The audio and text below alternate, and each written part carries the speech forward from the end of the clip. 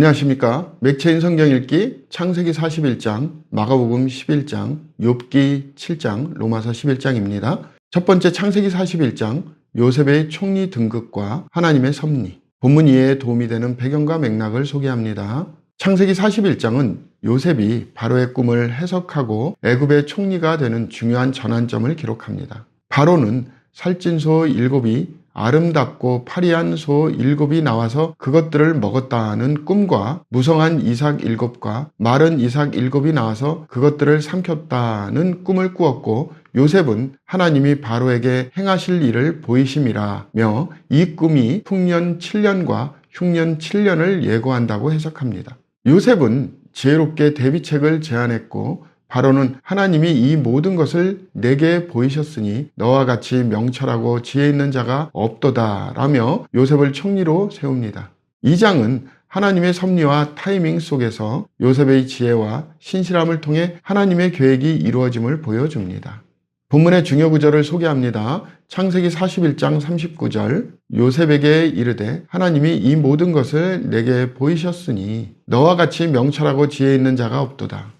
본문을 적용하는 데 도움이 되는 가이드라인입니다. 오늘날 우리는 하나님의 섭리가 모든 상황 속에서 선하게 이루어진다는 사실을 신뢰해야 합니다. 요셉은 감옥의 고난을 지나 하나님의 계획 안에서 총리로 세워져 많은 생명을 구하는 도구가 되었습니다. 이는 우리가 현재의 어려움 속에서도 하나님의 선한 목적을 믿으며 그분의 인도하심에 따라 충실히 살아야 함을 가르칩니다. 두 번째, 마가복음 11장 예루살렘 입성과 믿음의 교훈. 본문 이해에 도움이 되는 배경과 맥락을 소개합니다. 마가복음 11장은 예수님께서 예루살렘에 입성하시는 장면으로 시작됩니다. 제자들이 어린 나귀를 가져오고 예수님께서 그 위에 타셨을 때 무리가 호산나 찬송하리로다 주의 이름으로 오시는 이여 라고 외치며 예수님을 맞이합니다. 이후 예수님은 무화과 나무를 저주하시고 성전을 정결케 하시며 내 집은 만민이 기도하는 집이라 일컬음을 받으리라고 기록되지 아니하였느냐고 말씀하십니다. 무화과 나무가 말라버린 것을 본 제자들에게는 하나님을 믿으라며 믿음과 기도의 능력을 가르치십니다. 이 장은 예수님의 왕으로서의 사역과 믿음과 기도의 중요성을 강조합니다. 본문의 중요 구절을 소개합니다. 마가복음 11장 17절, 이에 가르쳐 이르시되 기록된 바 내 집은 만민이 기도하는 집이라 칭함을 받으리라고 하지 아니하였느냐.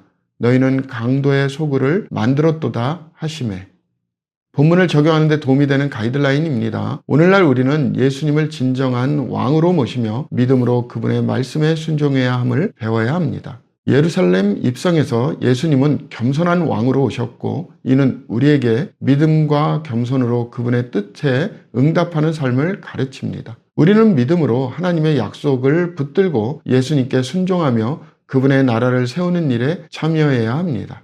세 번째, 욥기 7장, 욥의 고난과 하나님께 드리는 호소. 본문에 이해 도움이 되는 배경과 맥락을 소개합니다. 욥기 7장은 욥이 자신의 고통과 무력함을 토로하며 하나님께 직접 호소하는 장면을 담고 있습니다. 욥은 이 땅에 사는 인생에게 힘든 노동이 있지 아니하겠느냐, 그의 날이 품꾼의 날과 같지 아니하겠느냐며 자신의 고통스러운 삶을 한탄하며 나의 나날은 배틀의 북보다 빠르니 희망 없이 보내는구나 라고 말합니다.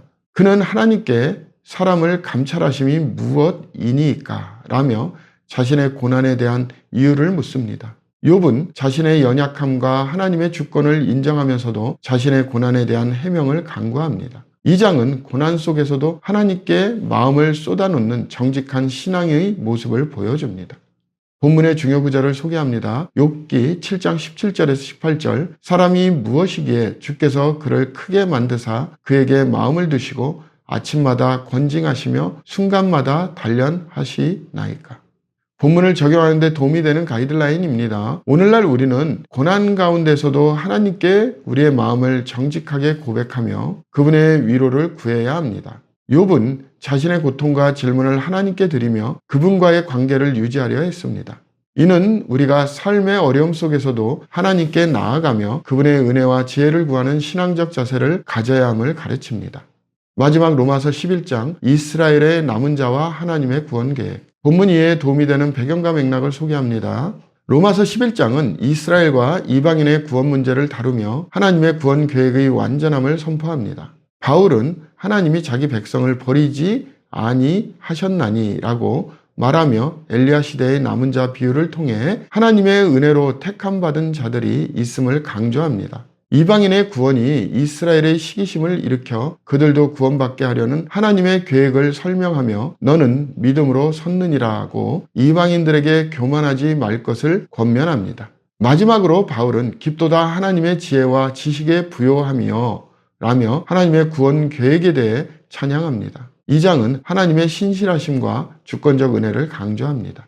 본문의 중요 구절을 소개합니다. 로마서 11장 36절 이는 만물이 주에게서 나오고 주로 말미암고 주에게로 돌아감이라 그에게 영광이 세세에 있을지어다. 아멘.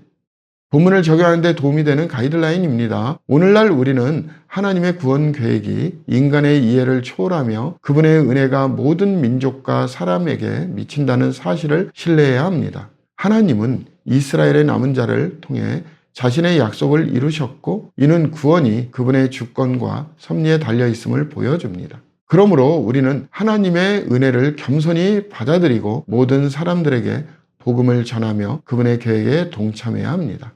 감사합니다.